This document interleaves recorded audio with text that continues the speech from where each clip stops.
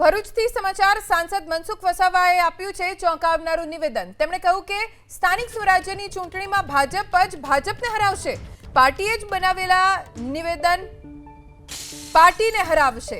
ભાજપને આપ કોંગ્રેસનો ડર નથી। ટિકિટમાં ઉંમર મર્યાદા સહિતના નિયમોથી ભાજપને નુકસાન થશે। ભાજપે જ બનાવેલા નિયમો પાર્ટીને હરાવશે તેવું મનસુખ વસાવાએ કહ્યું છે। તેમણે કહ્યું કે લોકસભા વિધાનસભાની ચૂંટણીમાં આ નિયમ નથી બનાવાયા। સ્થાનિક સ્વરાજ્યની ચૂંટણીમાં જ કેમ આ નિયમો બનાવાયા?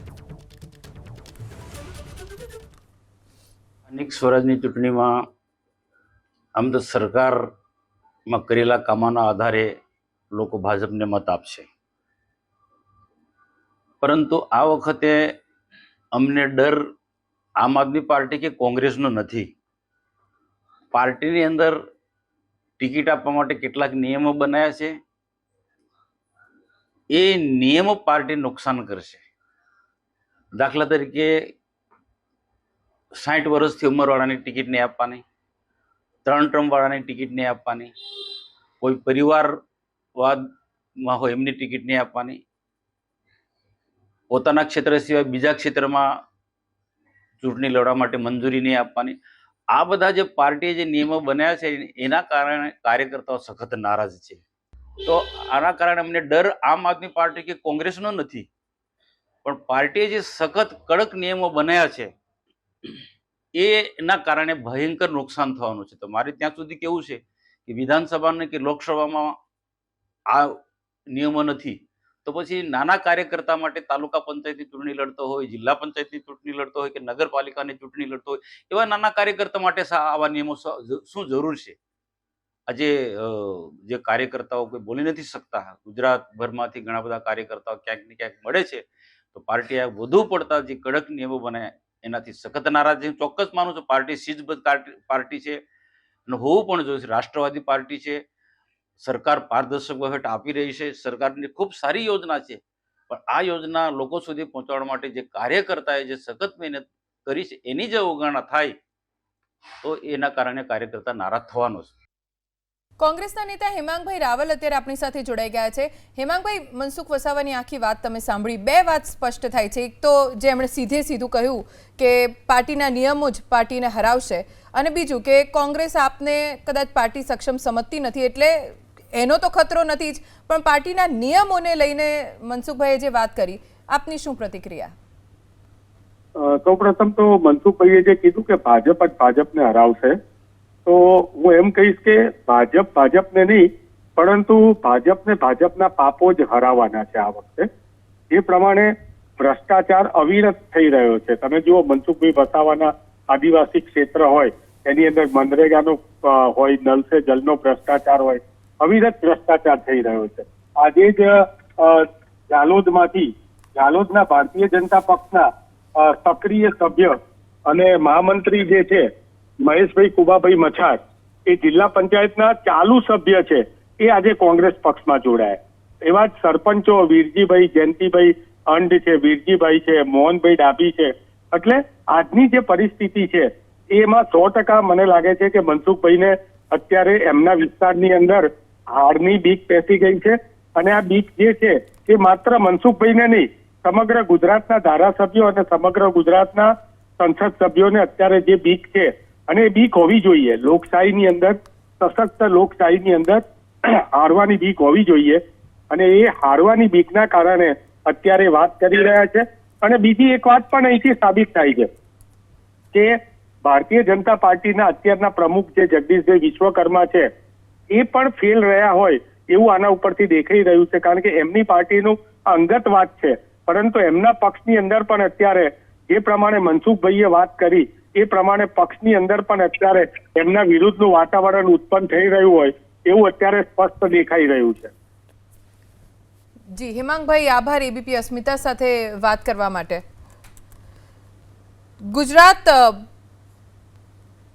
એક તરફ સ્થાનિક સ્વરાજ્યની ચૂંટણી માટે તૈયાર થઈ રહ્યું છે, એવામાં ગુજરાત પ્રદેશના નેતૃત્વ ઉપર પહેલી વાર સવાલ ઉઠ્યા છે।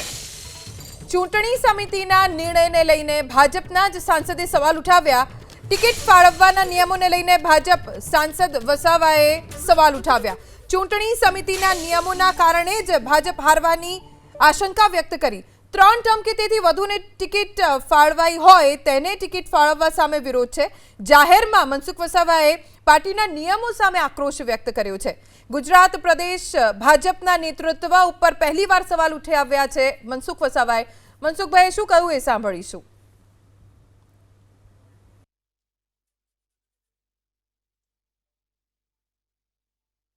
સ્થાનિક સ્વરાજની ચૂંટણીમાં આમ તો સરકારમાં કરેલા કામોના આધારે લોકો ભાજપને મત આપશે, પરંતુ આ વખતે અમને ડર આમ આદમી પાર્ટી કે કોંગ્રેસનો નથી. પાર્ટીની અંદર ટિકિટ આપવા માટે કેટલાક નિયમો બનાવ્યા છે. એ નિયમો પાર્ટી નુકસાન કરશે. દાખલા તરીકે 60 વર્ષથી ઉંમરવાળાની ટિકિટ નહીં આપવાની, 3 ટર્મ વાળાની ટિકિટ નહીં આપવાની, કોઈ પરિવારવાદમાં હોય એમની ટિકિટ નહીં આપવાની, પોતાના ક્ષેત્ર સિવાય બીજા ક્ષેત્રમાં ચૂંટણી લડવા માટે મંજૂરી નહીં આપવાની. આ બધા જે પાર્ટીએ જે નિયમો બનાવ્યા છે એના કારણે કાર્યકર્તાઓ સખત નારાજ છે. તો આના કારણે અમને ડર આમ આદમી પાર્ટી કે કોંગ્રેસનો નથી, પણ પાર્ટીએ જે સખત કડક નિયમો બનાવ્યા છે એના કારણે ભયંકર નુકસાન થવાનું છે. તો મારે ત્યાં સુધી કેવું છે કે વિધાનસભાને કે લોકસભામાં આ નિયમો નથી, તો પછી નાના કાર્યકર્તા માટે તાલુકા પંચાયતની ચૂંટણી લડતો હોય, જિલ્લા પંચાયતની ચૂંટણી લડતો હોય કે નગરપાલિકાની ચૂંટણી લડતો હોય, એવા નાના કાર્યકર્તા માટે આવા નિયમો શું જરૂર છે? આજે જે કાર્યકર્તાઓ કોઈ બોલી નથી શકતા, ગુજરાતભરમાંથી ઘણા બધા કાર્યકર્તાઓ ક્યાંક ને ક્યાંક મળે છે, તો પાર્ટીએ વધુ પડતા જે કડક નિયમો બનાવ્યા એનાથી સખત નારાજ છે. ચોક્કસ માનું છું પાર્ટી શિસ્તબદ્ધ પાર્ટી છે અને હોવું પણ જોઈએ. રાષ્ટ્રવાદી પાર્ટી છે, સરકાર પારદર્શક વહીવટ આપી રહી છે, સરકારની ખૂબ સારી યોજના છે, પણ આ યોજના લોકો સુધી પહોંચાડવા માટે જે કાર્યકર્તાએ જે સખત મહેનત કરી છે એની જે અવગણના થાય તો એના કારણે કાર્યકર્તા નારાજ થવાનો છે. આપણી સાથે વાંસદાના ધારાસભ્ય અનંતભાઈ પટેલ જોડાઈ ગયા છે. અનંતભાઈ, શા માટે મનસુખભાઈને પોતાના જ પક્ષના નિયમોની સામે આવી રીતે આક્રોશ ઠાલવવો પડ્યો હોઈ શકે છે? આપની શું પ્રતિક્રિયા? આક્રોશ એટલા માટે ઠાલવવો પડ્યો છે, માત્ર ને માત્ર ભાજપમાં સરમુખત્યારશાહી ચાલે છે અને જે પણ પાયાના કાર્યકર્તા હોય તેને કઈ રીતે કટ ટુ સાઇઝ કરવાના એની રણનીતિ બને છે અને એની રણનીતિના ભાગરૂપે 3 ટર્મની વાત હોય, 60 વર્ષથી વધારેના નિયમોની વાત હોય, આ બધી વાતો કરીને જે પાયાના કાર્યકર્તા હતા જેમણે ભાજપને ઊભી કરી હતી તેને કટ ટુ સાઇઝ કરીને એને સાઇડ લાઇન કરવા માટે નિયમો બનાવ્યા છે. પરંતુ આ નિયમો કોંગ્રેસ માટે તો સારા જ છે, કારણ કે કોંગ્રેસ પક્ષ લોકશાહીથી ચાલે છે, બધાની જ વાત સાંભળવામાં આવે છે અને કોઈ પણ કાર્યકર્તા હોય એ પોતે પોતાનું ઉમેદવારી પત્ર ભરી શકે છે, અમારી પાસે મેન્ડેટની માંગણી કરી શકે છે. આ ભાજપના બધા નિયમોને કારણે 100% સ્થાનિક સ્વરાજ્યની ચૂંટણીમાં કોંગ્રેસને અને અમને ફાયદો થશે. આભાર અનંતભાઈ, એબીપી અસ્મિતા સાથે વાત કરવા માટે.